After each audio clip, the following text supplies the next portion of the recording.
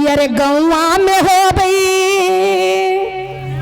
एक पत्नी अपना पति से भाव से कहते हैं, सी बचारा चा।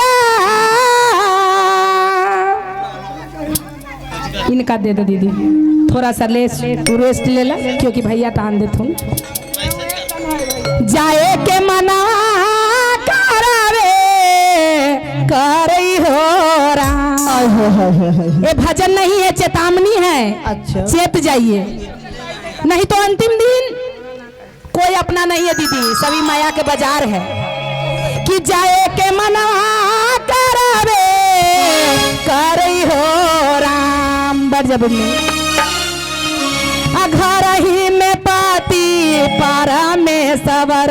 हमरा डर लगे थो बहिनी, काहे लगे दीदी? उनको से डरवा लगावे करई हो राम।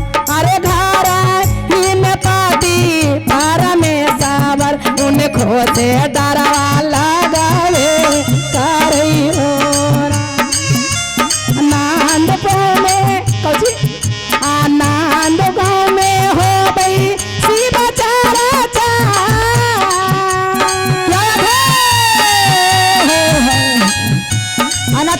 अनंतपुर में हो गई सी बचारा चा।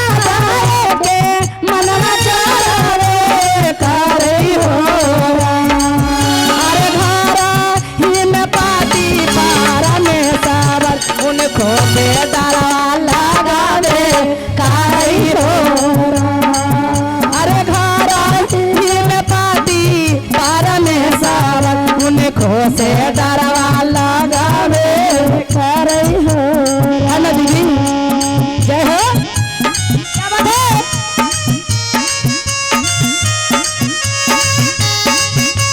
डरना है दीदी, लेकिन गुरु के शरण नहीं छोड़ना है। ताली लगाइए मीठा मीठा। जय हो।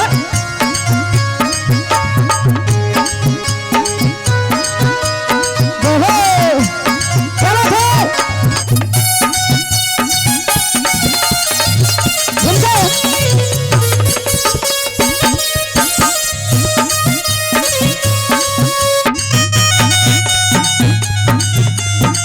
पीछे वाली दीदी,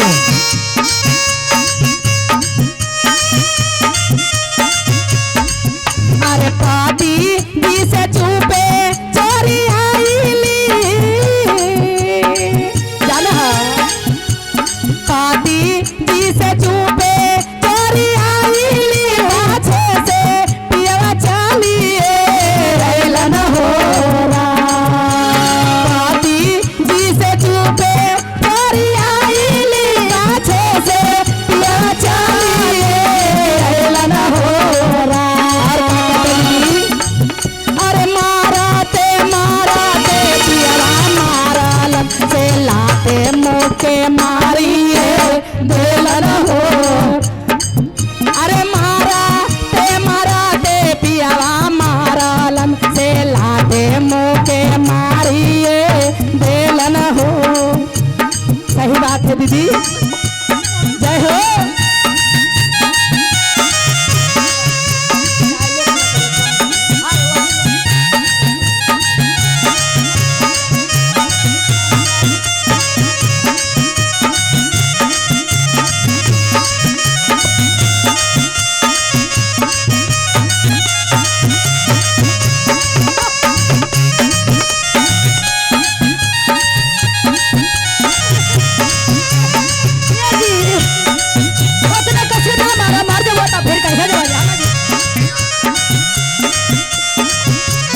ताली लगाइए दीदी मीठा मीठा।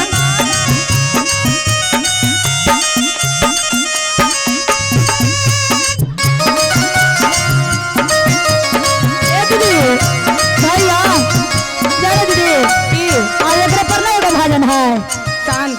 तब क्या कहते दीदी, एक मिनट भैया, चर्चा में तो चुप्पे चोरी से आ जाते हैं शिष्या बहन, लेकिन उनका दिल नहीं मानता है। लगता है कि हम चर्चा में जाइबे करे, स्वामी जी चाहे कुछ भी कर दीजिए। जिनका गुरु से सीने है दीदी जुड़ल, उनका कितना रोकिएगा, लेकिन लगेगा कि हम गुरु के सदन में चलिए जाए। लेकिन बेचारी चोरी चुपके से चल आए, लेकिन जानते हैं दीदी उनका पति इतना चंडाल थे, मत कहिए, ऐसा पति किसी को नहीं होना चाहिए। लेकिन वो चंडाल कब तक रहते हैं, क्योंकि उनका सत रहता है, जो पीछे रहता है पाप रहता है मुंह पर लोला पर धैल, अच्छा वचन नहीं बोलेगा, बुरा वचन बोलेगा। इसीलिए इतना मारे कि बेचारी के कदा प्राणे ले लिए। अब क्या कहे कि मारते मारते जब घर लेके आए चर्चा में से, तब बाई में रोते हैं पति, और गर्दन में लपटा लपटा उनको कहते हैं कि एको बचनिया बोल ला, जहाँ जहाँ चर्चा होता बा ना वहाँ हम तोरा के घुमा दे। लेकिन जो चले जाते हैं दीदी वो कभी लौट के नहीं आते हैं। इसीलिए भगवान महादेव उनको परीक्षा लिए और कहे का कि अरे तना बचनिया पिया सुना ला,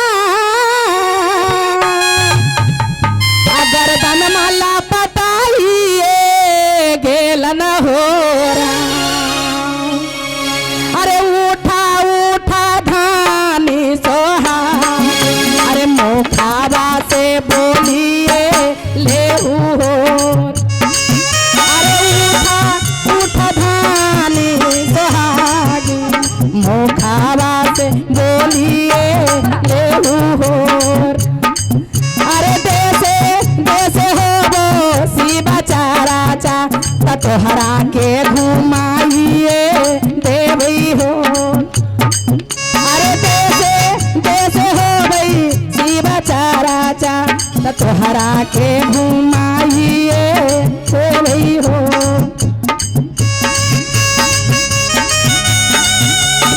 सही बात है ना दीदी?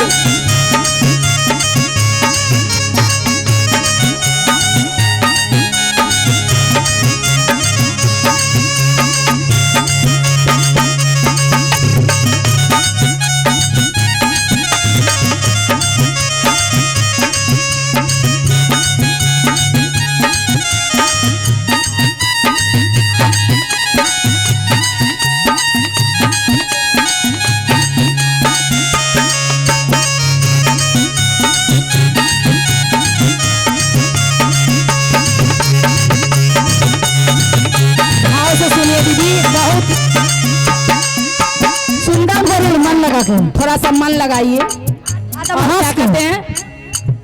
अरे उनका आत्मा बोल रहे पति से, पहिले से हाला हमर पियावा गौआ न घुमाइबे कैला हो राम।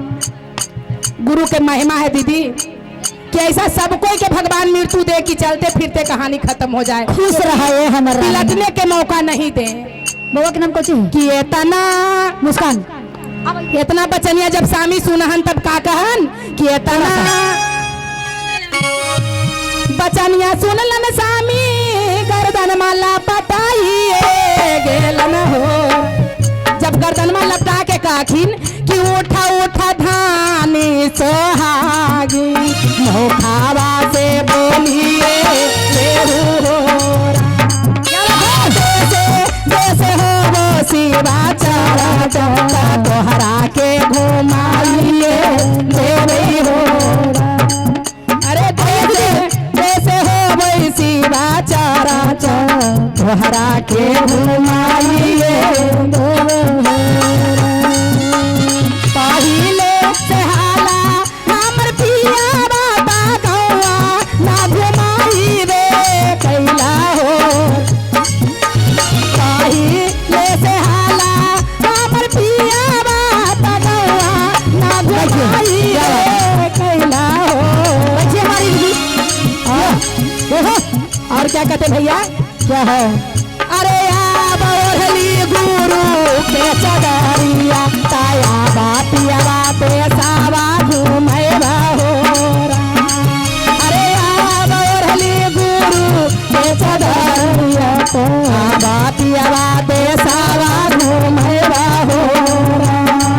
अरे शिवा गुरु के साजल बारिया लाओटियो ना आईबे करही हो।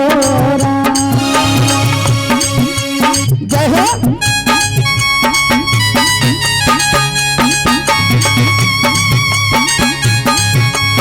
क्या बात है?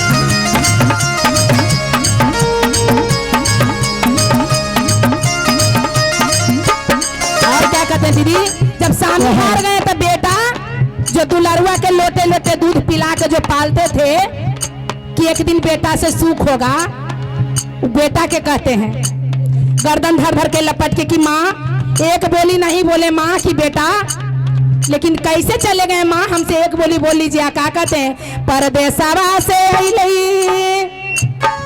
हमर बेटा बा, क्या है परदेसा से अइलई हमर बेटा बा, गर्दन माँ लापताइए गेलई होरा।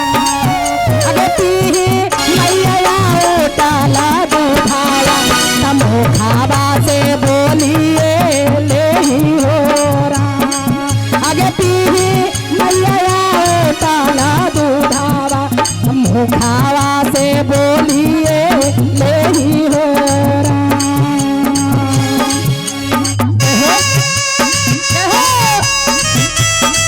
अच्छा है ना दीदी, थोड़ा मीठा पानी लगाइए और सुनिए।